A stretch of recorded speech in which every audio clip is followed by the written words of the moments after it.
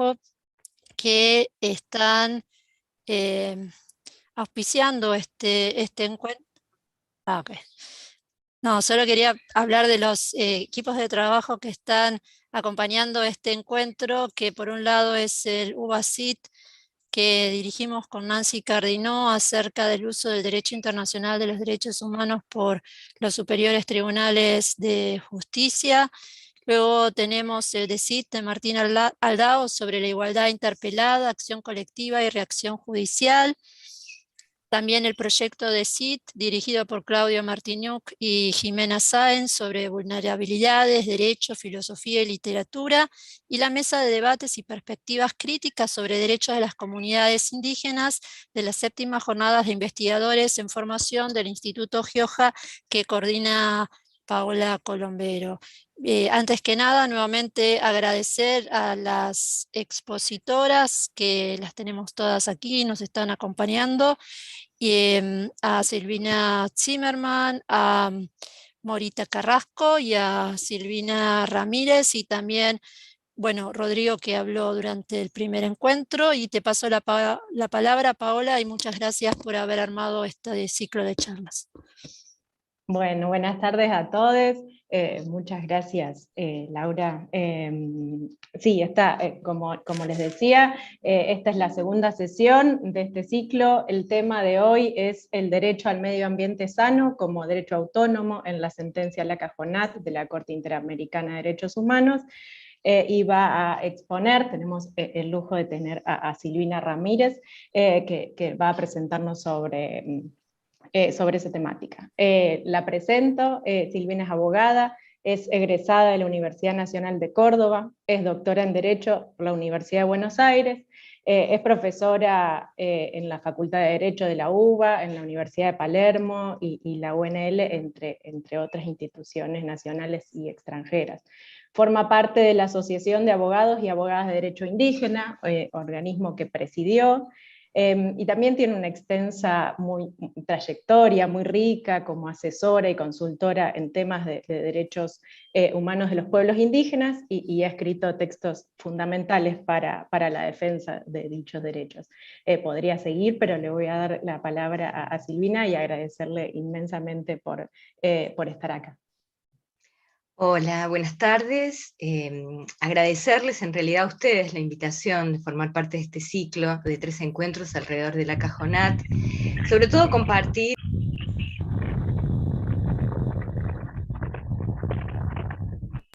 Ahí está. Compartir este encuentro, les decía, con amigas, con Sil Zimmerman, con Morita, y bueno, y ver tantas caras amigues también en estos cuadraditos de Zoom, Claudio, Miguel Ángel, Paula, bueno, Jime, etcétera, etcétera. Así que un gusto poder compartir con todas ustedes. Yo elegí este tema un poco, digamos, interpelándome, porque cuando hice la primera lectura de la sentencia de Lacajonat, más allá de que uno ya venía siguiendo la jurisprudencia de la Corte, fue lo que más me impactó, me llamó la atención en cuanto a, digamos, categorías jurídicas que son incorporadas pretorianamente o por los jueces y que van, digamos, coadyuvando para transformar la realidad. Tal vez valga la pena hacer algunas consideraciones generales del caso, porque si bien el encuentro anterior, Sil Zimmerman lo presentó acabadamente, pero lo cierto es que tal vez haya nuevas presencias aquí en este encuentro, y digamos, no describir el caso, porque creo que todos lo conocen, todas, pero sí hablar de las complejidades que creo que fueron puestas sobre la mesa en el anterior encuentro. Son una multiplicidad de comunidades al momento de la sentencia. En febrero de 2020 eran 132, seguramente Morita retomará el tema el encuentro que viene, y no sé en realidad ahora si hay un proceso de acrecentamiento de esas comunidades, que al principio, cuando inició el caso, eran muchas menos. Aclarar también que son varios pueblos involucrados, Huichí, Comni, Barcleta, Pieté, entre otros, y esto hace también, yo creo que aumente las complejidades, sumado, digamos, a el compartir espacio con las familias criollas, que creo que ha sido, digamos, como un punto de inflexión en este caso, y también un punto que, digamos, obliga a llevar adelante un arduo camino de negociación. No solo interno entre la asociación, sino también con las asociaciones y las familias criollas. Sí, referirme en estas consideraciones generales a tres cuestiones que me parecen muy relevantes. En primer lugar, esto de la incompatibilidad de las lógicas económicas de aquellos que comparten el espacio vital. Y digo esto porque los criollos, en el caso de la Cajonat, son criollos que probablemente comparten las penurias también y, digamos, las adversidades de las comunidades indígenas que viven en la zona del Pilcomayo. En ese sentido, Octavio, hay que silenciarte. Ahí estamos. En ese sentido, me parece que no es como en el caso, por ejemplo, de la Patagonia, en donde estamos hablando de comunidades indígenas versus terratenientes, o gente que tiene grandes extensiones de tierra particulares. Aquí hay una diferencia, pero el punto es que compartir este espacio se hace difícil precisamente por las lógicas económicas en juego. Y se habló en el encuentro pasado esto, de que los pueblos indígenas o las comunidades de la Cajonat son cazadores-recolectores. Bueno, esto a mí me excede, digamos, y no forma parte de mi análisis porque soy finalmente abogada, no antropóloga, pero sí que compiten por los recursos, y esto sí uno ha podido estudiar, leer y profundizar sobre esto con, por ejemplo, el ganado de las familias criollas, y esto hace de que sea muy difícil compartir, digamos, el territorio, porque uno podría preguntarse, bueno, ¿por qué finalmente uno no, digamos, es imposible que vivan juntos indígenas y no indígenas? Y el punto creo que tiene que ver con el aprovechamiento de los bienes comunes naturales. Dicho esto, me parece que también hay que señalar el tiempo transcurrido desde la presentación del caso en el sistema interamericano hasta finalmente la formulación de la sentencia. Ha corrido mucha agua bajo el puente, no es objeto de este análisis ni de esta presentación analizar todo el derrotero de la Cajonat, sí decir que el reclamo viene desde mucho antes, y esto también se precisó en el encuentro anterior, pero el caso entra en el sistema interamericano en el 98 y obtiene sentencia en 2020, han pasado 22 años, y por supuesto que es lógico suponer que lo que se reclamaba en el 98 no es lo que puede obtenerse en el 2020. El territorio ya ha sido impactado, intrusado, modificado, transformado, y entonces, bueno, hay que hacerse cargo también de que el sistema interamericano no es la panacea, sino que llega, pero muchas veces llega tarde. Y esto lo digo no solo como crítica, sino que lo digo como un dato de la realidad, porque muchas veces se generan expectativas que en realidad el sistema interamericano no está pensado ni está preparado para satisfacer. Y un tercer elemento son las dificultades para la ejecución, que esto lo voy a retomar al final de mi presentación, pero que también me parece que hay que tener presente. Nosotros podemos hacer muchos análisis con respecto a toda la trayectoria de la Cajonat desde el 98, todo lo que ha sucedido en este devenir, en esta ida y vuelta, pero ahora estamos, digamos, con las papas en el horno. Tenemos que afrontar y enfrentar la ejecución. Y en ese sentido creo que tenemos que acompañar todas las acciones tendientes a llegar a buen puerto, porque si no, me parece que es un poco llorar sobre la leche derramada. Y algo también escuchábamos en el encuentro anterior cuando Rodrigo presentó algunas de las alternativas y algunas de las acciones que habían llevado adelante para poder ir cumpliendo las medidas que dictaminó la Corte, y que también valga la pena insistir o recordar o señalar de que esta sentencia sale de la mano de la pandemia, con lo cual todos los plazos que se estipularon en la sentencia tuvieron que prorrogarse necesariamente, ahora están corriendo otros plazos, pero realmente las medidas son bastante ambiciosos y el plazo de ejecución es un plazo de ejecución no corto precisamente, porque si estamos pensando que han pasado 22 años hasta obtener una sentencia y la Corte dio 6 años para ejecutarla, bueno, digamos que ya estamos pensando en la próxima generación para que vean, digamos, finalmente alcanzado, digamos, las expectativas de la demanda, o en otras palabras, para que se haga justicia. Después, señalar también que la Corte Interamericana ha desarrollado una línea jurisprudencial que es muy sólida y consistente sobre derechos territoriales.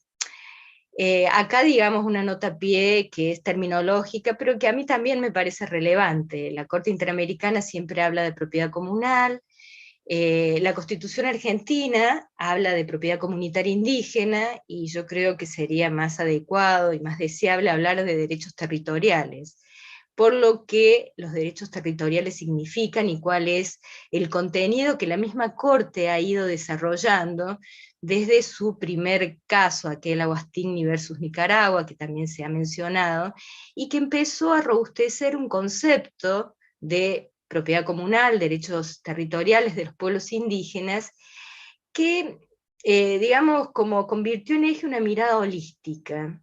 ¿Y qué quiero decir con esto? Que se refirió no solo a los derechos a ser titulares de los territorios, sino también a controlar y gestionar los territorios, que a través del territorio construyó o relacionó un derecho fundamental a la identidad cultural, y la Corte fue dando elementos muy centrales, que no solamente tienen que ver con el soporte material para la sobrevivencia de los pueblos indígenas, sino que tiene que ver con elementos espirituales, con bienes culturales, y que ha dejado, digamos, muy establecido hasta este último caso de la Corte con relación al territorio indígena de la Cajonat, que es la especial relación que los pueblos indígenas tienen con el territorio. Y entonces esta, digamos, línea jurisprudencial fue, como si se quiere, amasando un concepto de derechos territoriales que es muy potente y que, digamos, desembarca en la Cajonat con todo, digamos, un caminito, un trayectorio realizado que me parece que en la Cajonat le da una última vuelta de tuerca al hablar de otros derechos que en sus precedentes los había incorporado como elementos de ese derecho a la propiedad comunal, y que en la Cajonat están como desplegados en derechos que son independientes pero interdependientes, o sea, que son derechos diferentes a la propiedad comunitaria, pero que a su vez son interdependientes, un punto en el que me quiero detener 5 minutos en un minuto. Y la otra cuestión que yo pensaba cuando leía la Cajonat y cuando pensaba, digamos, en qué compartir con ustedes, en qué ideas compartir con ustedes, es la tarea hermenéutica. Ustedes saben, y bueno, los abogados y abogadas que están por allí, saben que, bueno, que el fenómeno de interpretación es inescindible del fenómeno normativo. Nosotros no podemos concebir el derecho si no concebimos la tarea interpretativa. Y a mí me parece que en ese sentido hay que estar muy atentos a las fuentes que invocamos para, digamos, conformar esta sentencia. Tan es así que luego vienen las sentencias interpretativas de la propia Corte Interamericana, que la Cajonat tiene su sentencia interpretativa también, con fecha de noviembre del 2020, algo que también me voy a referir en 5 minutos. Pero a mí me parece que tenemos que prestar atención luego a, digamos, los caminos que se abren para interpretar esta sentencia, y sobre todo también incorporarle la mirada política, porque a mí me parece que la Corte Interamericana, no me parece a mí, no lo digo yo y no lo invento yo, sino que creo que hay mucha literatura y que esto, digamos, incluso es el sentido común, que uno podría decir que la Corte Interamericana obviamente formula sentencias que tienen un alto impacto jurídico, pero un alto impacto político también, y que este también es el dilema en que ha estado involucrada y sigue estando, creo, la Corte con respecto a, digamos, decidir cuestiones que a los estados no les resulta grato, como ha sido mencionada la sentencia de Belo Monte, por ejemplo, en Brasil, y que genera todo, digamos, como un escozor o un cimbronazo en un contexto nacional que no tiene ganas de repente que la Corte Interamericana le tire las orejas.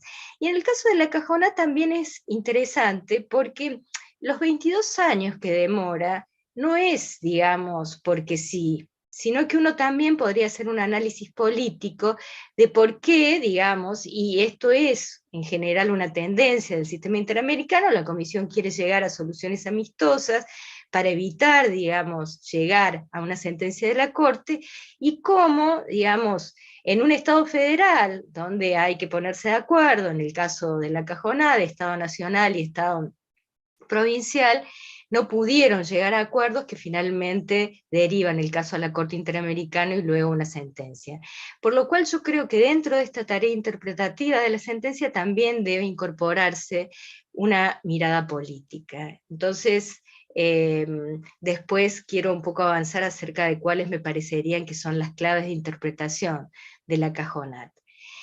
Entonces, ustedes saben que la Cajonat, primera sentencia que responsabiliza al Estado argentino por vulneración de un conjunto de derechos. Entre ellos, bueno, ya mencioné, derechos territoriales, derecho a la consulta, esto que ha dado lugar a una sentencia interpretativa, y luego tenemos un conjunto de derechos que tienen que ver con el medio ambiente sano, el derecho al agua, el derecho a la alimentación adecuada y el derecho a una participación en la vida cultural. Y entonces a mí me interesa destacar dos cuestiones en esta presentación, independientemente de que después podamos hacer un análisis más global o relacionado con los que parecerían ser los derechos principales, que son los derechos territoriales y el derecho a la consulta. Una es esta interdependencia de derechos en el marco del artículo 26 de la Convención Americana. Y aquí me remito al párrafo 201 de la sentencia, y, digamos, destacar que, más allá de la opinión consultiva 2317 de la Corte Interamericana, la Corte dice que este es el primer caso contencioso en el que debe pronunciarse sobre estos 4 derechos que acabo de mencionar, a partir del artículo 26 de la Convención, que tiene que ver con el desarrollo progresivo. Y aquí también hago, digamos, una relación con las fuentes, porque la Corte Interamericana amplía sus fuentes y se remite a los contenidos o las normas que hacen surgir derechos económicos, sociales, culturales y también ambientales a partir de la Carta de la OEA, de la Carta de la Organización de Estados Americanos.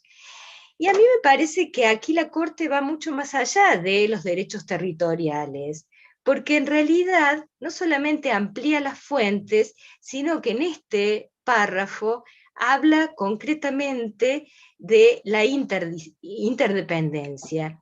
Y a mí me parece que la interdependencia tiene que ver precisamente con esta idea que deja plasmada la Corte de un derecho que necesariamente y a modo de una cadena se une con el siguiente, y que un derecho no puede garantizarse, ser efectivo, aplicarse, gozarse, si a la vez no puede garantizarse, hacerse efectivo, respetarse el otro derecho que se vuelve interdependiente. En otras palabras, para la Corte, el derecho a un medio ambiente sano es imposible si no estamos pensando en el derecho al agua, y el derecho al agua es imposible de pensar si no estamos pensando también en una base para una alimentación adecuada, y todo eso está muy ligado a la identidad cultural y a poder seguir, digamos, siendo lo que son pueblos indígenas dentro de los contextos en el que viven. Entonces, desde mi perspectiva, lo que hace la Corte Interamericana, y me parece que abre el juego, es, digamos, tomar estos derechos y decir, acá hay un combo de derechos, como digamos, un paquete de derechos que uno aislado no puede ser entendido si no se lo complementa necesariamente, insoslayablemente, con el otro. O sea, yo no puedo hablar de alimentación adecuada si no tengo un ambiente sano, no puedo pensar en alimentación adecuada si no tengo acceso al agua. Y esto hace, digamos, una perspectiva que me parece muy robusta de los derechos, sobre todo porque creo que la Corte hace, digamos, como un esfuerzo de receptar la cosmovisión indígena. Y en este, digamos, aspecto me parece que es muy interesante el esfuerzo de la Corte de seguir profundizando sobre cómo alcanzar un respeto genuino de los derechos de los pueblos indígenas, más allá de que la Corte, y esto ya lo dijo claramente Sil el encuentro anterior, digamos, ha construido un conjunto de estándares alrededor de, digamos, los derechos de los pueblos indígenas. Pero bien, dicho esto, viene a continuación, en el párrafo 203, el núcleo de mi presentación, o lo que yo quería, digamos, transmitirles, si se quiere, centralmente, que es el derecho al medio ambiente sano como un derecho autónomo. Y a mí aquí sí me interesaron mucho las consecuencias de plantearlo de esta manera, porque uno en principio podría entender, y así como uno va leyendo lo que dice la Corte, bueno, esto que acabo de decirles, que de repente, digamos, como amplía el conjunto de derechos, y entonces ya no son solamente elementos de la propiedad comunitaria. Sí, el encuentro pasado decía que era algo así desde su perspectiva, que a mí me pareció un punto muy interesante, como un perfeccionamiento de la propiedad comunitaria. Y en cierta medida yo también comparto este criterio, en el sentido de que no solamente está, digamos, los derechos territoriales, sino que sus elementos se vuelven derechos, y derechos que son interdependientes. Entonces yo, digamos, cuento con un conjunto de derechos que se robustecen entre sí. Pero cuando yo leo el párrafo 203 de la Corte, yo lo que estoy viendo es que protege los componentes del ambiente, y habla de mares, habla de ríos, habla de bosques, y dice claramente que protege a la naturaleza no solo por su utilidad con respecto a los seres humanos, sí, sino que lo protege por su importancia para el resto de los seres vivos.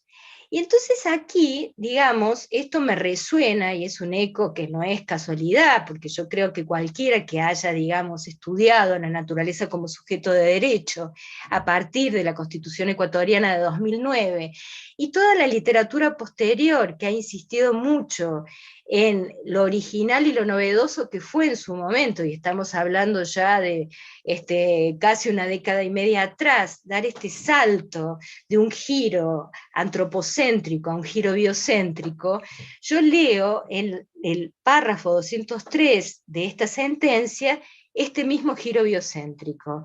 Porque si bien la Corte debería estar preocupado, y acá vienen también otras lecturas interpretativas que encienden luces de alarma, como diciendo, ojo, que por ahí se le fue la mano a la Corte, ojo, que por ahí dijo más de lo que estaba legitimada por la Convención Americana sobre Derechos Humanos a decir, a mí me parece que es súper interesante que la Corte siga un camino ya abierto en la Constitución ecuatoriana. En la Constitución ecuatoriana lo menciono como, digamos, la primera carta constitucional global que incorpora la naturaleza como sujetos de derecho.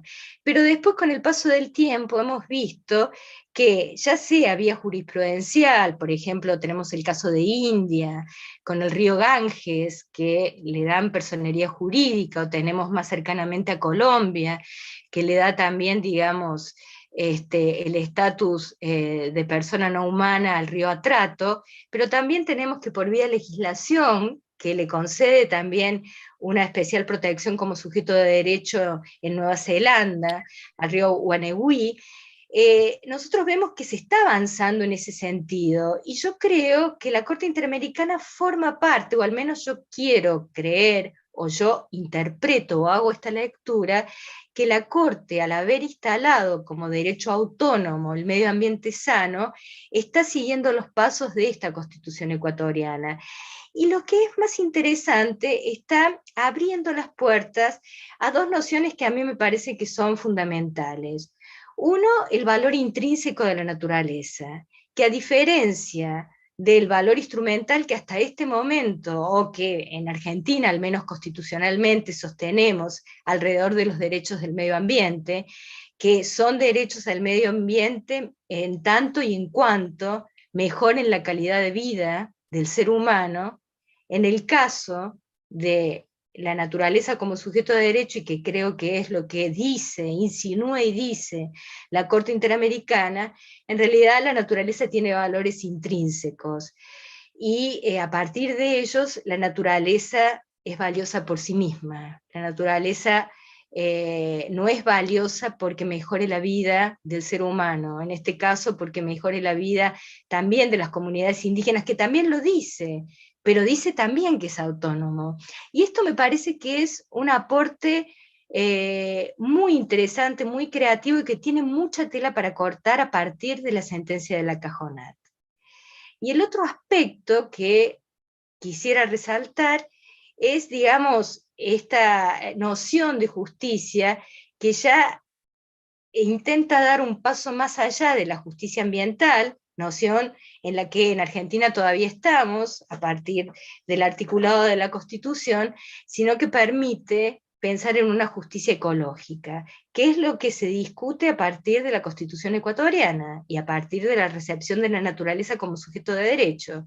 Poner, digamos, en el mismo plano que el ser humano todos los seres vivos. Entonces la Corte me parece que hace un guiño de ojo y dice, ok, en este caso, por supuesto, que tiene que ver con la identidad cultural, la participación en la vida cultural de los pueblos indígenas, que está relacionado con derechos como el agua o la alimentación adecuada, pero en esto que dice el derecho al medio ambiente sano, es un derecho autónomo y sus componentes como, y ejemplifica, creo que deja la mesa servida para que uno piense que lo que la Corte está diciendo es que el medio ambiente, la naturaleza, y digamos, en función de todos los seres vivos, también puede ser mirada como sujeto de derecho. Y esto me parece, digamos, como una idea, eje muy fuerte en la Cajonat, que, insisto, se diferencia de la jurisprudencia anterior, y me parece que al menos permite pensar la recorrida en otra, no sé si en otra dirección, porque la Corte viene siendo, digamos, viene formulando sentencias que en el tema de los pueblos indígenas es muy protectora de derechos y como muy conceptual y como muy interesante a nivel de desarrollo, pero me parece que aquí incorpora elementos que no había incorporado en su jurisprudencia anterior. Y acá viene, digamos, el punto de cómo interpretar la Cajonat. Y acá, bueno, muchas de ustedes saben de que había, digamos, alguna duda con respecto a, digamos, hasta dónde se le ordenaba al Estado en cuanto, digamos, a temas legislativos, que era desde ya tener para dotar de seguridad jurídica al derecho a la propiedad comunitaria indígena, tener una legislación específica. ¿Qué pasaba con el derecho a la consulta? Y entonces saca una sentencia interpretativa, que es de noviembre de 2020, en donde la Corte dice que las medidas legislativas o de otro carácter que adopte el Estado para dotar de seguridad jurídica al derecho de propiedad comunitaria indígena deben incluir, entre los diferentes aspectos que comprenda este derecho, la consulta previa, libre e informada.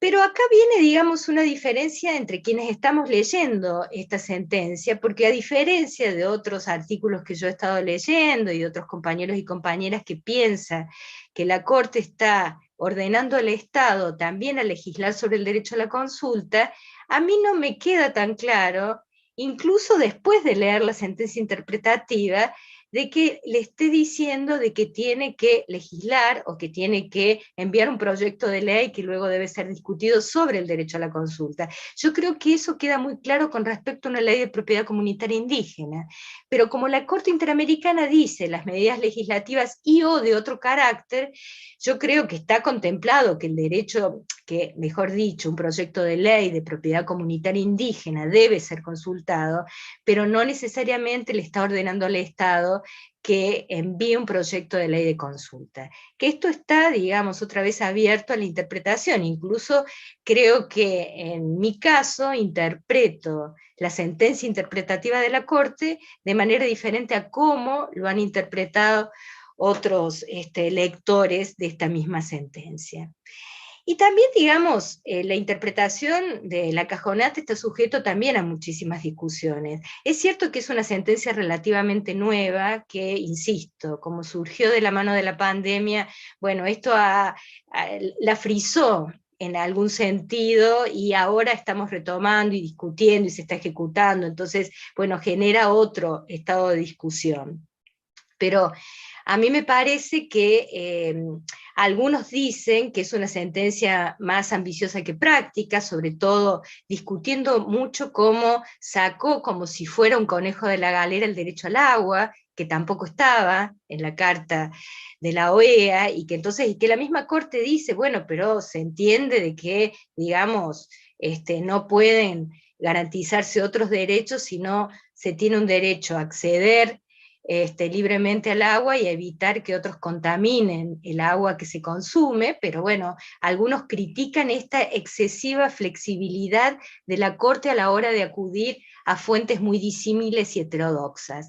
Algunos dicen, bueno, acude como al soft law, esto es el derecho blando, como, bueno, declaraciones, tratados, cartas de intención, todo lo que ha sido discutido y que tiene distintos rangos y distintos estatus jurídicos, la Corte invoca para justificar esa argumentación.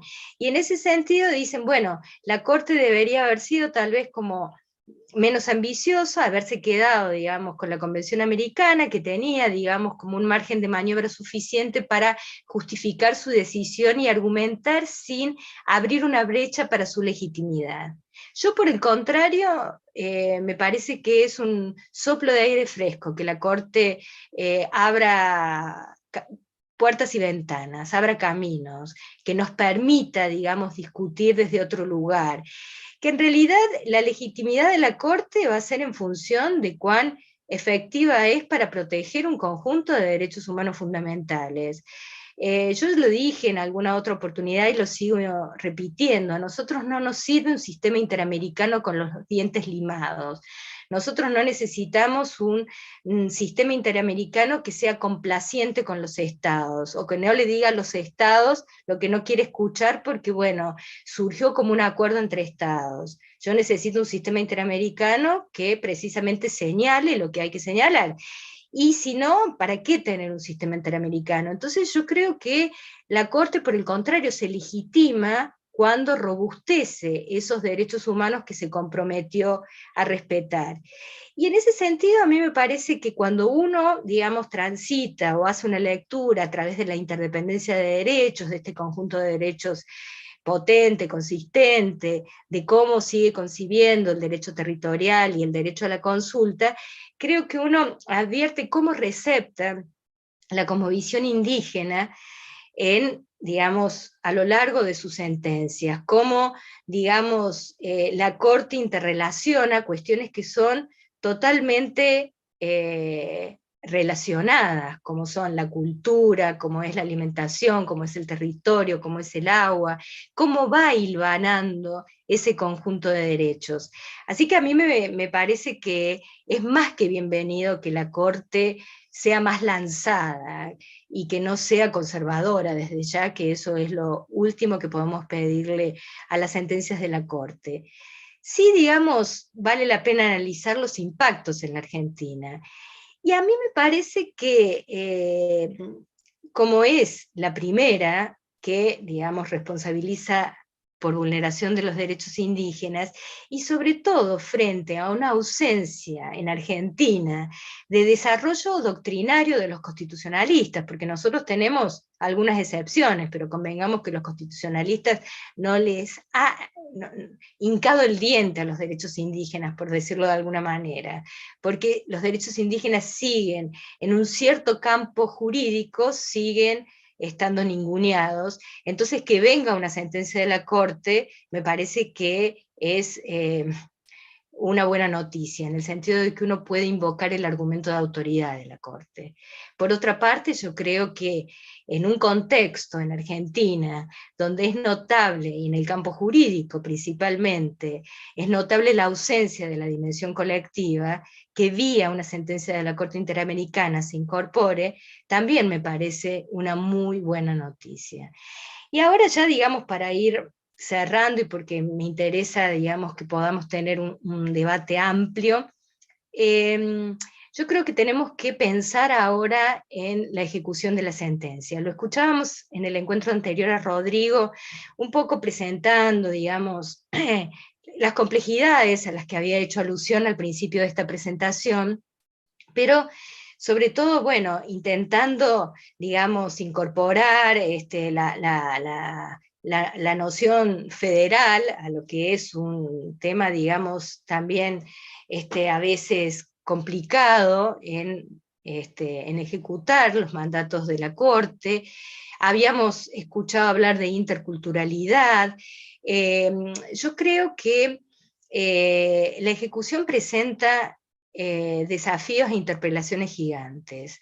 A mí me parece que quienes trabajamos en estos temas, quienes estamos preocupados por los derechos humanos, los derechos de los pueblos indígenas, tenemos, digamos, como la obligación de acompañar y dar seguimiento a la ejecución, porque esto no va a ser tarea solamente de, digamos, una unidad ejecutora. Yo creo que hace falta, digamos, mucho acompañamiento y mucho esfuerzo. Creo que en la ejecución, como ha pasado en toda América Latina, pero bueno, como dice el refrán, mal de mucho consuelo de tontos, ha sido muy difícil, y esta es una de las críticas que yo le hago permanentemente al sistema interamericano.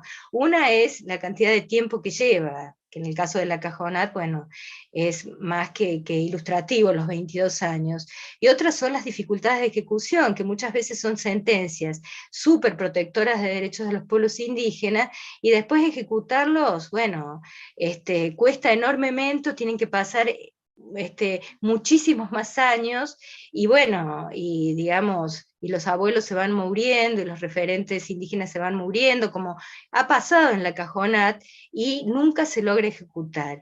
Entonces creo que la ejecución es una tarea que sobrepasa una unidad ejecutora, y que creo que todos quienes nos ocupamos de este tema tenemos que estar muy atentos, porque las medidas que, digamos, ha desglosado la Corte son muchas, son interesantes, pero también, digamos, implican un trabajo enorme, y bueno, y con mucha participación de la comunidad. Entonces hay que, digamos, como instalar dinámicas de trabajo que no son fáciles de llevar adelante en territorio. Entonces me parece que, bueno, que sí, podemos seguir reflexionando sobre toda la trayectoria de la Cajonat, pero ahora tenemos digamos, como desafío por delante, de asegurar que la ejecución va a ser realizada, y que ya que 6 años es un tiempo que para mí es un montón, que bueno, que finalmente la Cajonat no sea una sentencia más para que podamos dar clases y no mucho más, sino que sea una decisión de un sistema interamericano de derechos humanos que llegue, digamos, a transformar o a mejorar la vida de las comunidades indígenas que hace tantos años que están peleando para que sus derechos sean respetados. Bueno, les agradezco un montón la escucha, y bueno, y empecemos el debate si les parece. Bueno, Silvina, muchísimas gracias por tu exposición súper rica, muy, muy interesante. Bueno, acá estamos, estoy viendo en el chat si hay una pregunta de Gisela Ferrari, que te agradece por la exposición, y dice: mencionaste que los constitucionalistas argentinos han sido negligentes con estos temas, y que la Corte Interamericana ayuda a ponerlos en agenda. Más allá de las discusiones a nivel interamericano, que el caso definitivamente impulsa, ¿cómo pensás que los especialistas en derechos constitucional, derechos humanos, podemos ayudar a disparar el debate sobre los pueblos originarios? Sí, yo creo que, en primer lugar, creo que hay que elevar el estatus de los derechos indígenas en las facultades de Derecho. Yo creo que hay que, digamos, equipararlos a otras ramas del derecho, siempre es una materia que es satelital, es marginal, llega para complementar o completar algún programa de estudios, pero si es que existe en el grado, pero que gran parte de abogados y abogadas se reciben sin saber qué es derechos indígenas. Y luego, digamos, y después, bueno, son funcionarios judiciales, o son abogados, o son, y no saben, digamos, de qué van los derechos indígenas, en un contexto que está cada vez más, es más conflictivo y cada vez está más judicializado, por lo cual necesitamos de funcionarios judiciales, de operadores de justicia, de abogados y abogadas que conozcan de qué va el tema de los derechos indígenas. Y luego creo que hay que, digamos, intentar que ocupar espacio en el material, digamos, en la doctrina, lo que uno le llamaría la doctrina, o en el desarrollo de estos derechos. Y en ese sentido hay que escribir más, hay que, digamos, interpelar a los constitucionalistas, porque lo que pasa es que en derecho uno tiene los grandes referentes que si no escribieron nada, entonces parece que el tema no existe. En realidad hay gente que, bueno, que ya está, digamos, no vamos a transformar la cabeza ni vamos a conseguir, no sé, que de repente un sagüez se interese por los derechos indígenas. Esa ya es batalla perdida. Pero sí podemos intentar que nuevas generaciones puedan, digamos, interesarse y, digamos, reflexionar sobre los límites, los alcances, los contenidos, que no sea tan difícil encontrar letra en los textos de derecho sobre, por ejemplo, el 75, inciso 17 de la Constitución Argentina. E insisto, ahora, salvo honrosas excepciones que siempre hay, siempre son referencias muy marginales, entonces no hay grandes debates. En Argentina no hay grandes debates conceptuales, normativos, jurídicos alrededor de esto. Y después vemos en las sentencias que, bueno, que dicen cualquier cosa, hay jueces que dicen cualquier cosa, más allá del sesgo racista y de la ideología, es como que saben cero de qué son los derechos indígenas. Entonces me parece que, bueno, un buen inicio sería empezar con la formación en las escuelas de leyes, introducir como materia obligatoria.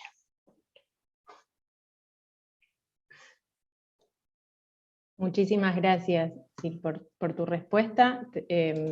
Tenemos un par de preguntas más, si querés te las formulo. Dale, porque me resulta difícil leerlas acá mientras... Sí, sí, no.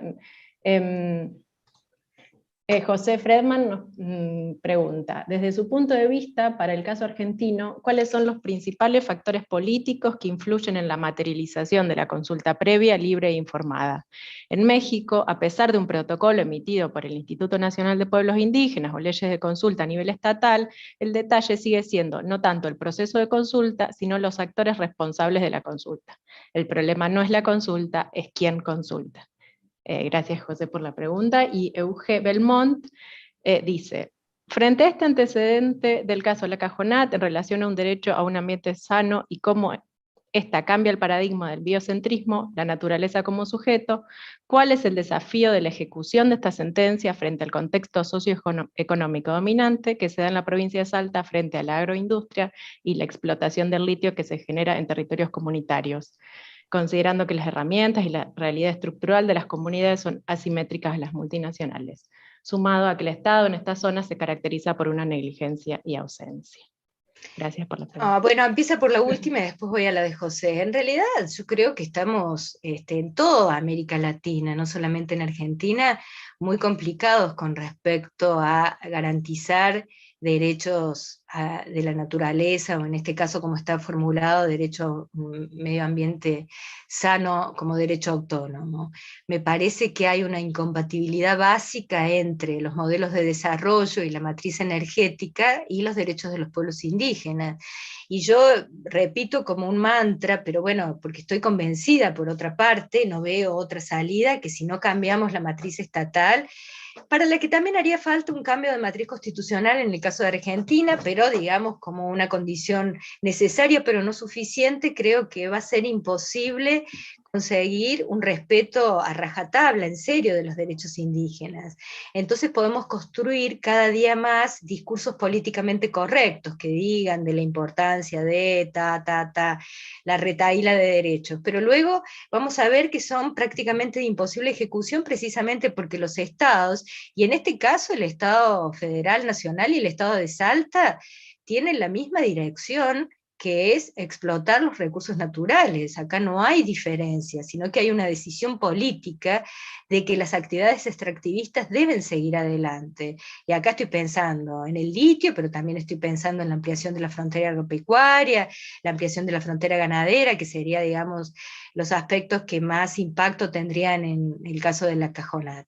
Entonces yo creo que no hay posibilidades sin transformar el modelo de desarrollo, que en un punto, y esto permítanme que lo digo porque lo sigo diciendo, aunque suene absolutamente ambicioso y pretencioso, es la necesidad de superar el capitalismo. Si seguimos con este modelo de consumo, es imposible no solamente respetar los derechos indígenas, sino, bueno, lo de la naturaleza como un sujeto de derechos se vuelve hasta una nota simpática, si vamos hacia la catástrofe mundial, el colapso, el cambio climático, o sea que respeto al medio ambiente sano me están hablando. Entonces, me parece que hay que tomar medidas que los decisores políticos no están dispuestos a tomar. Con respecto al derecho a la consulta, el derecho a la consulta tiene muchas aristas.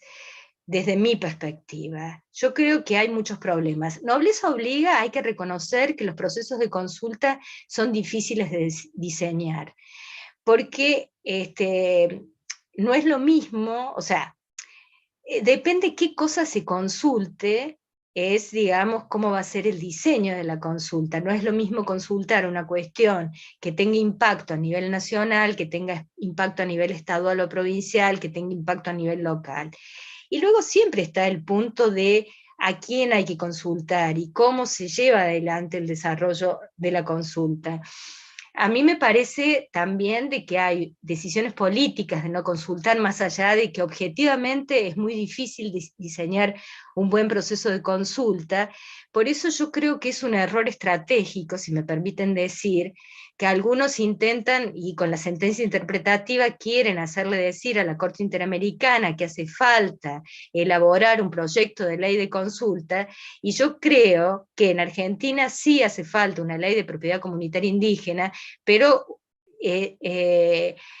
disiento con respecto a un proyecto de ley de consulta, porque creo mucho más en los protocolos que partan de la realidad de las mismas comunidades, porque es muy difícil diseñar un solo proyecto cuando hay diferentes pueblos, cuando se organizan de diferente manera. Y tenemos la experiencia peruana también, que finalmente es el único proyecto, es la única ley, mejor dicho, ya no proyecto, sino ley de consulta que existe en la región, y que a través de un reglamento lo que han hecho es constreñir la consulta. Entonces, para eso me quedo con la formulación del 169, y no necesito una ley de consulta que encima hay que consultar, porque recuerden que cualquier proyecto que atañe a pueblos indígenas hay que consultar, con lo cual el proyecto de consulta parece un perro que se muerde la cola, pero el proyecto de consulta también hay que consultarlo, y entonces podemos llegar a un producto que sea regresivo, como ha pasado en el caso de Perú. Entonces yo creo que cada comunidad debería elaborar su protocolo, que esto tampoco es soplar y hacer botellas, porque no todas las comunidades pueden tener, digamos, el insumo o las estructuras para poder digamos, elaborarlo. Nosotros contamos en Argentina con un protocolo, el de Cachiyupi, de los salineros de Jujuy y Salta, pero también han sido acompañados para llegar a este producto, y con también, digamos, la realidad de que en Jujuy el protocolo no se cumple, o sea que el protocolo es recurrentemente vulnerado. Y entonces, bueno, otra vez digo, bueno, tanto esfuerzo para decir cómo me tienen que consultar, y nadie consulta nada en Argentina. Directamente es uno de los derechos más vulnerados, junto con la propiedad comunitaria indígena y la gestión de los bienes comunes naturales. Esa es la situación.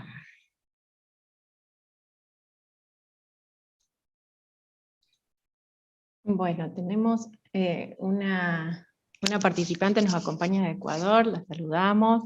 Anaí Melisa Gómez pregunta por qué cree que se ha ninguneado a nivel académico la temática de los derechos de los pueblos aborígenes, aún en espacios territoriales tan cercanos con la temática como la Patagonia. Esto me hace pensar lo que está pasando en la Universidad de Comahue.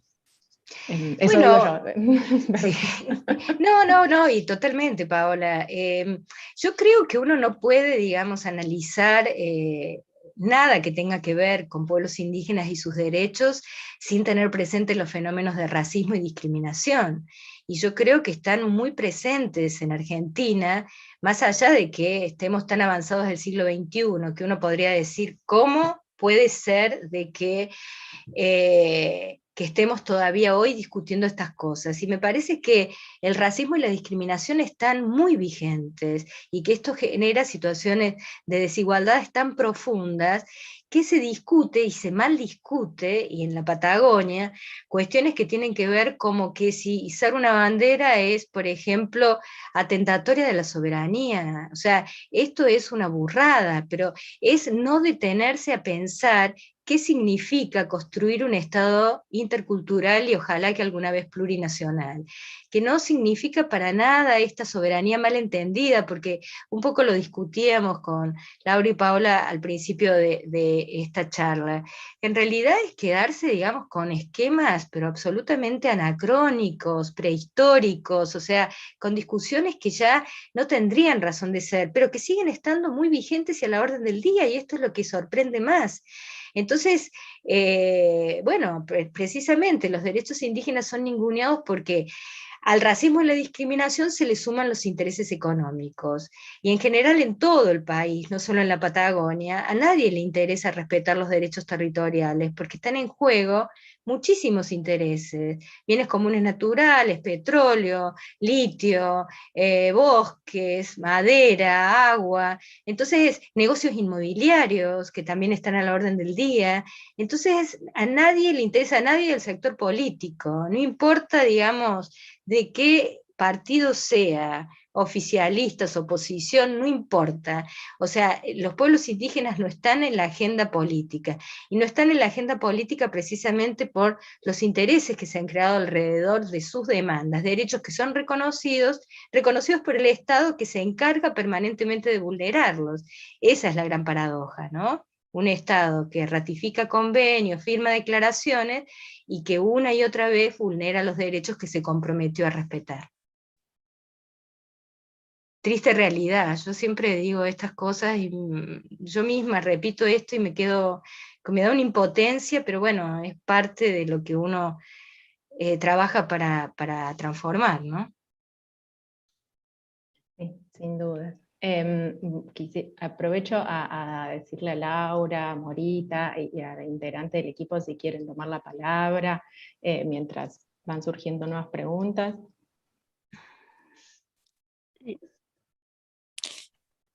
Creo que Morita está por hacer una pregunta La verdad es que voy a reservarme para la semana próxima, Bien. en realidad, porque hay algunas cosas que en verdad desconozco y por lo tanto quisiera, no sé, conversarlas la próxima semana, ¿no? Muy bien. Hay un tema que siempre me ha preocupado en Argentina, eso lo hago como comentario aparte, ¿no? Que es la falta de reconocimiento político de los pueblos indígenas. Es decir, hablamos de los derechos que tienen, pero el derecho político de la libre determinación está para mí muy todavía en el subsuelo, ¿no? Entonces, quizás muchas de estas cuestiones que estamos discutiendo ahora, como si deben ser consultados, cómo consultados, quién consulta, acompañantes que siempre estamos aportando, como dice Silvina, para generar transformaciones. Hay un actor, que es el actor indígena, que en verdad tiene poca gravitación todavía. Entonces, en la medida en que no se sienta la presión efectiva de los pueblos indígenas en torno a su libre determinación, en aspectos clave, me parece que hay muchas de estas cosas que van a seguir dando vuelta, ¿no? Y se van a estar siempre presentes. Desde luego que cuando se dice por qué en las universidades no se discute, no se enseña, no se profesionaliza a la gente en derechos indígenas, parece que no importa, ¿no? Que es un sujeto que está todavía sujetado a un proceso de colonización, y eso lo vemos viendo casi permanentemente, ¿no? Basta con que uno se pregunte, ¿y por qué la sentencia de la Cajonat comienza por el agua, por la alimentación, y no por la delimitación del territorio? ¿Por qué no se puede empezar por la delimitación? Es algo que siempre está ahí para el final, para después. Se van dando pasos para llegar a eso. Y es algo que a mí personalmente me preocupa. Sí, yo creo, si me permitís, bueno, siempre con Morita tenemos diálogos súper interesantes, y bueno, y me parece que diste en la tecla con traer a colación algo que yo no había mencionado en mi presentación, el derecho a la libre determinación y a la autonomía, ¿no? Porque, digamos, todos estos derechos se engloban en el derecho a la libre determinación. Entonces, comparto plenamente lo que decís, Morita, que hay que, digamos, esto de poner en el centro el actor indígena como un actor político, porque si no parece, digamos, que todo es discusión de los no indígenas, cómo tienen que hacer, cómo no hacer, que viene la corte, que indica con el dedo, que viene la unidad ejecutora, que viene no sé quién, que viene no sé cuánto, que nosotros en la academia discutimos y que doy clases de pueblos indígenas. Bueno, y el actor como sujeto político y sujeto colectivo tiene que ser, digamos, como el núcleo de toda esta discusión, que muchas veces se pierde de vista en digamos, contexto de multiplicidad de derechos, de interpretaciones, de hasta dónde, de quién hace qué, y bueno, y con respecto a esto de la delimitación y demás, es cierto de que, bueno, y esto es una de las tareas inmensas de la ejecución, creo, que más allá de todo lo que se pueda hacer alrededor de medio ambiente, de los estudios de impacto, que yo me centré en esto porque, bueno, yo vengo pensando, digamos, en esto de la naturaleza como sujeto de derecho, digamos, como cruzado directamente con la cosmovisión indígena y con la forma de vida de los pueblos indígenas y con toda su relación con los seres vivos. Pero es cierto de que, bueno, de que hay un tema que sigue siendo crucial, que es la relocalización de criollos y la delimitación para que puedan tener, digamos, esta posibilidad de gozar de sus derechos, que hasta que esto no se haga y que estemos, digamos, en un momento de transición, entonces parece que, bueno, que vamos a seguir dando vueltas en falso, ¿no? Y bueno, y esto hay que ver también cómo se están encarando desde la unidad ejecutora, algo que, bueno, que evidentemente falta, digamos, como profundizar o circular la información y demás para que podamos también ir apoyando todas estas iniciativas, ¿no?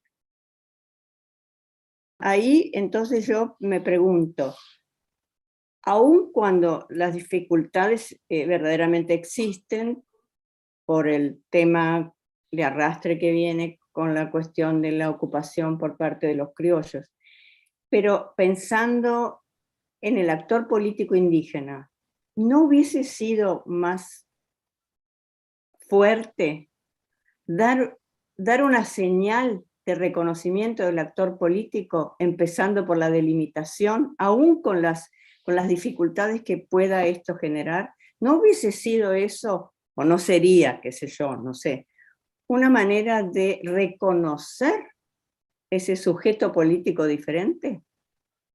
Eso es, no sé, se me ocurre pensar en eso. Bueno, ahora está, digamos, en la cancha de la ejecución, por eso digo que hay que estar tan pendientes de la ejecución, porque la Corte es claro acerca de qué se debe delimitar. Bueno, ahora habrá que ver, digamos, qué pasa, que esto es, por eso digo que es tan sensible ahora esta etapa, ¿no? De un largo proceso, que no termina con la sentencia, al contrario, digamos, termina una etapa, pero empieza otra. Y esto es lo que ahora hay que estar pendiente y discutir el cómo, ¿no?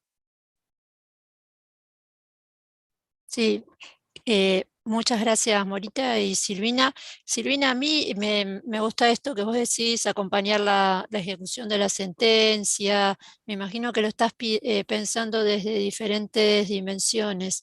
Em, Muchas veces hablando con gente de la corte, lo que siempre dicen es que reciben muchos escritos tipo amigos del tribunal en la parte de la sentencia, pero digo, del mérito de la sentencia, no antes de la sentencia, pero muy poco en supervisión de sentencia y acompañamiento de ejecución de la sentencia.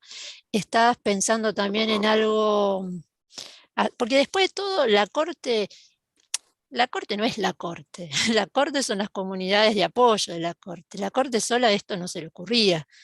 Son los, me parece, ¿no? Las diferentes comunidades de apoyo que le van acercando argumentos, que van moviendo los casos. Entonces, tal vez, ¿cómo estás pensando ese proceso de acompañamiento? No, mira, yo no estaba pensando, pero es una súper buena idea en amicus, ¿no? No lo tenía, digamos, en la cabeza como un amicus para la supervisión. Pero sí estaba pensando en, bueno, hay, digamos, muchas organizaciones que van acompañando desde siempre, o Asociana, o Fundapaz, o el CELS, o quien sea, digamos, que uno puede ir nutriendo, digamos, esa unidad ejecutora con discusiones desde ya acerca del cómo, pero bueno, digo, también hay mucha gente que conoce mucho el territorio, que no es mi caso. Yo puedo hacer un análisis normativo jurídico, pero hay gente, bueno, Morita, sin ir más lejos, que conoce mucho el territorio. Y que en realidad, bueno, creo que todos los aportes deben ser bienvenidos. A mí lo que me pone, digamos, como me enciende las alarmas es que cuesta tanto llegar a una sentencia de la Corte y que luego parece ser que, bueno, ya está, estamos en la sentencia, bueno, y ahora la ejecución.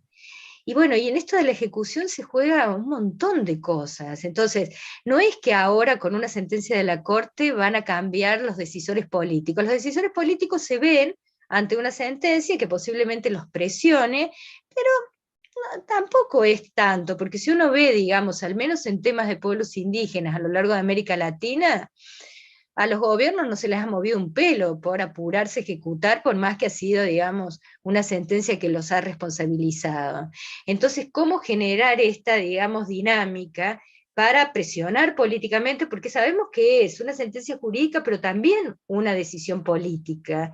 Entonces, que creo que hace falta de todos los apoyos para, digamos, llegar a un buen puerto. Y llegar a un buen puerto, ¿qué sería? Y bueno, Rodrigo decía el encuentro pasado algo así como que, digamos, habían hecho como una matriz con un abanico de acciones a llevar adelante. Pero bueno, todo eso requiere, digamos, de un trabajo día a día, que yo no conozco, digamos, la cocina ahora de cómo se está llevando adelante la ejecución, y también advierto de que, bueno, de que el plazo que corría a partir de, no sé, se conocieron los fundamentos de la sentencia en abril, bueno, se dilató 1 año y medio por lo menos. Pero, digamos, yo creo que habría que tener, digamos, como una información como muy cercana para poder ir en lo posible colaborando. Yo no estoy pensando, porque sería fácil también señalar con el dedo y decir, uy, la ejecución es un desastre, pero porque estamos en un terreno muy complejo, pero sí que haya canales para, digamos, como una retroalimentación, para estar atentos, para que no sea, digamos, un caso más de la Corte Interamericana donde uno dice, uy, bueno, tenemos una buena sentencia, pero la ejecución es fallida. Esto es lo que quisiera que no sea, y entonces por eso estoy, digamos, como preocupada en cómo cumplir medidas de la Corte que son potentes, son, digamos, ambiciosas, son interesantes, pero que, bueno, que demandan un compromiso y un trabajo enorme. Sí, tal cual. Bueno, muchas gracias, Silvina. Em, Creo que tenemos ahí otra pregunta, ¿no, Paola? Sí, de María Luque, si quieren la leo, le iba a decir si la quería formular oralmente. Y después hay otra de Alicia Chalave, que entró recién, la Bueno, pregunta. Así, tal vez puedas hacer las dos y después, ¿no? sí. María Luque dice, existe una versión crítica sobre la postura de la Corte con respecto al derecho a un ambiente sano que contradice su postura, y eso se ve reflejado en las opiniones disidentes. 1. La Corte aborda este derecho en una opinión consultiva sin haber sido consultada para aquello y lo declara como un derecho autónomo en la sentencia sin definir su contenido. Más allá de decir que implica proteger componentes ambientales, específicamente no proporciona información sobre los criterios del examen de este derecho. 2. Esto contribuye, a su vez, a la indeterminación del ámbito de aplicación del artículo 26, pues si los derechos son interdependientes, definir un derecho y basta eso para proteger el resto. Entonces la pregunta dice, si esto no contribuye a la falta de ejecución de las sentencias, a incrementar la resistencia de los estados, comprometer la protección de derechos humanos, entre otros. Sí, yo contesto esta antes que me hagas la otra porque efectivamente es una crítica que existe y que, digamos, y que es posible establecer. Pero no obstante eso, yo creo que no están, digamos, necesariamente relacionados con los problemas que presenta la ejecución. La ejecución, aunque no considerara el medio ambiente sano como un derecho autónomo, tendría los mismos problemas, me parece que no están necesariamente vinculados, y si bien es cierto de que no determina los criterios para identificar, etcétera, etcétera, no quiero repetir la formulación de la pregunta, yo prefiero una corte que deje, digamos, un margen abierto a esta tarea hermenéutica que me parece que es insoslayable, que siempre tengo que llevarla adelante y que me permita jugar más y que me permita avanzar en otras categorías jurídicas que quedarme, digamos, en un margen más encorsetada o que sea más reducido. Yo prefiero esto. He leído las críticas con respecto, bueno, a esto de socavar la legitimidad, de por ahí ser más pretenciosa, bla, bla, bla, pero yo, digamos, prefiero una corte que en, digamos, el marco de indeterminación me permite hacerle decir, digamos, como más cosas a los derechos, ¿no? Y que me permita, a través de esta tarea interpretativa, poder ampliar los estándares. Pero esto obviamente es mi perspectiva y desde ya está dentro de lo discutible, como casi todo. Muchas gracias, Silvina. Alicia Chalave era un comentario el que hacía sobre la importancia de la sentencia en Salta, donde los estándares de derecho indígena no se cumplen, y menos en relación al territorio. Sí, Alicia lo sabe porque lo padece en carne propia y creo que, bueno, que efectivamente la sentencia por eso es más que bienvenida, ¿no? Más allá de todas las dificultades, como todo, tiene luces y sombras, el sistema interamericano tiene sombras y hay dificultades, pero creo que para Salta ha sido, y para Argentina ha sido, y es una sentencia muy relevante. Sí. Paola, ahí Sí. entró otra. De José dice sobre la delimitación territorial que mencionaron, y más allá de interpretaciones de leyes, sentencias y o constituciones, la importancia de la participación y representación política creo que es el punto fundamental en el debate. Sabemos que los sujetos de derecho no están en el debate ni de la Corte, ni de los ejecutivos, ni en la academia. Pero cuando las condiciones están dadas, la efectividad de la representación y participación política no es lo mejor. Entonces, ¿podríamos decir que una vía asequible podrán ser partidos étnicos? Bueno, aquí en Argentina hay muy poca experiencia alrededor de partidos étnicos. Solo recuerdo algunos, digamos, municipios por Jujuy que se organizaron como partidos políticos para jugar con las reglas de juego de una política que sabemos que cada vez está más desacreditada y deslegitimada, y que se los terminan comiendo. Yo al menos, no sé qué opina Morita, que introdujo por ahí el tema, yo no tengo, digamos, como una sensación así como favorable a cómo organizarse para jugar en la misma cancha de los partidos más tradicionales, si se quiere, porque me parece que, al menos de lo que yo he conocido, de experiencias, insisto, más pequeñas y localizadas, me parece que terminan siendo, digamos, traccionados por los partidos más grandes. Es como un pez grande que se come a los peces pequeños. Entonces me parece, y que, digamos, se obligan a organizarse de una manera que no forma parte de su organización propia, sino que tienen que, digamos, respetar reglas que les son totalmente ajenas. Entonces yo no creo que la vía sea a través de los partidos étnicos.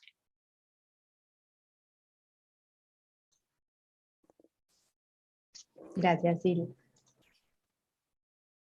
Tenemos...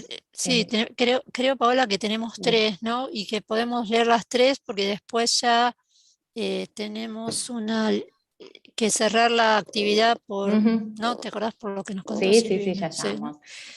Octavio Bregazzi dice: muy buena exposición, dice: realmente es cierto que el efectivo reconocimiento del derecho a un ambiente sano como derecho autónomo depende en definitiva de decisiones políticas que involucran la matriz energética. Son tres comentarios. Paula Mercedes Alvarado Masmani dice: nosotros en Capital armamos uno.